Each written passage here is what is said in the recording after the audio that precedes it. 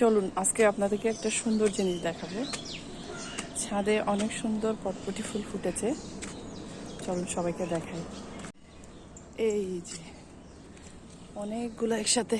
অনেকগুলো পটপটি ফুল একসাথে ফুটেছে, তো ভাবলাম আপনাদের সাথে শেয়ার করি। জাস্ট ওয়াও বলেন। এই যে আরো দুইটা এখানে, আর হচ্ছে একটা স্পেশাল হোয়াইট রেইন লিলি। তো এখানে আরও কুড়ি এসেছে, পাশে দেখা যাচ্ছে না, এগুলো পরে ফুটবে। তো ফুল দেখতে দেখতে আরও একটা চমৎকার জিনিস দেখলাম, যেটা আপনাদের সাথে শেয়ার করব এখনই, অপেক্ষা করুন। আরও একটা সুন্দর জিনিস দেখাবো, সবাই মাশাল্লাহ বলবেন। দেখেন এটা কি, মাশাল্লাহ। এখানে আরও আসছে মাশাল্লাহ। আরেকটা আছে, এটা দেখতে পাচ্ছি না আমি।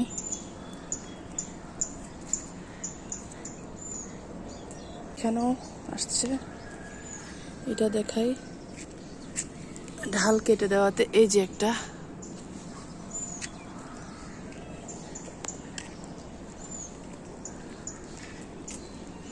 তো এত ফল দিচ্ছে আমাকে, তাদের তো একটু যত্ন করতে হবে।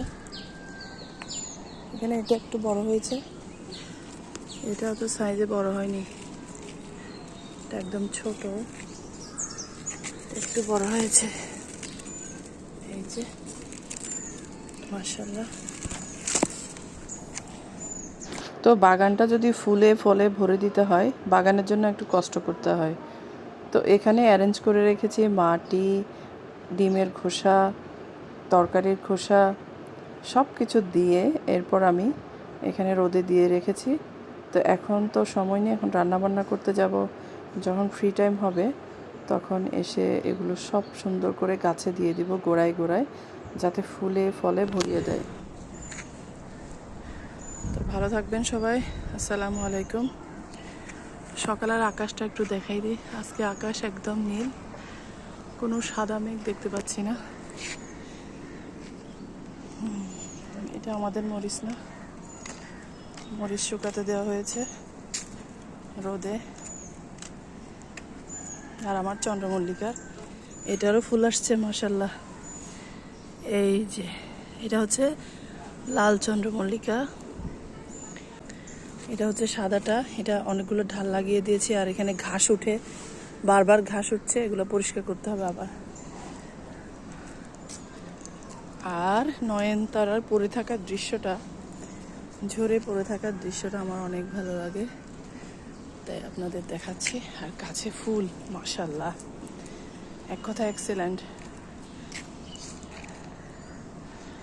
তো বাগানের স্পেশালিটি হচ্ছে বাগানের ফুল, খুবই ভালো লাগে। ফুলে ফলে ভরপুর থাকলে বাগানটা দেখতে কিন্তু অসাধারণ লাগে।